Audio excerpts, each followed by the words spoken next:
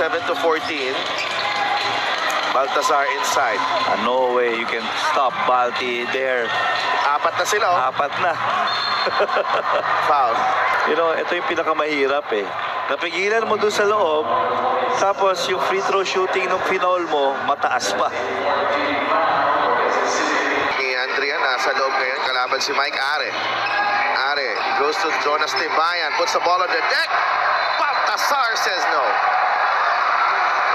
Not in my house.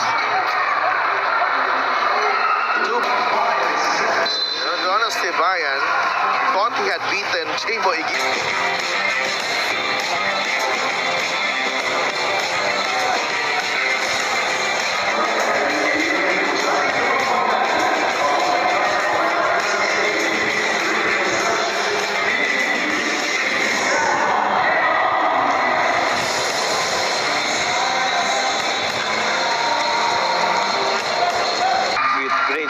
By QC.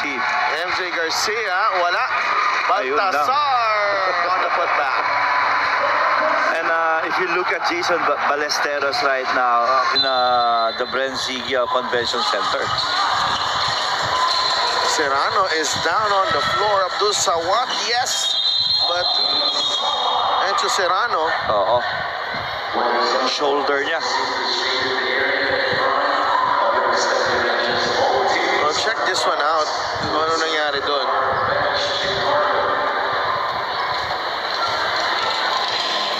He's holding to his left shoulder. Doon sa what? Medyo malakas yung yung contact doon eh.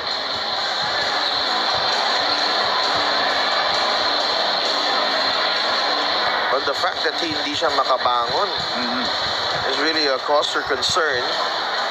Hindi natin alam kung bumagsak eh.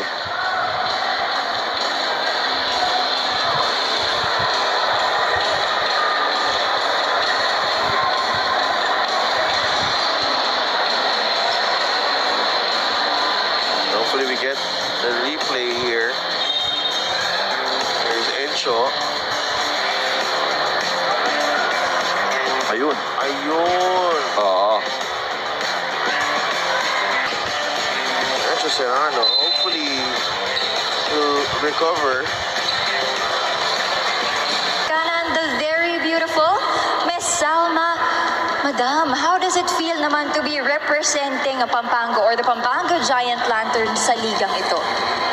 Actually, sobrang masaya. I'm very grateful that I get to be the muse for Pampanga Giant Lanterns kasi it means I have front row seats. Me and my family actually, we're all here to support the team. I feel very grateful that we get to watch and support whenever they have a home game.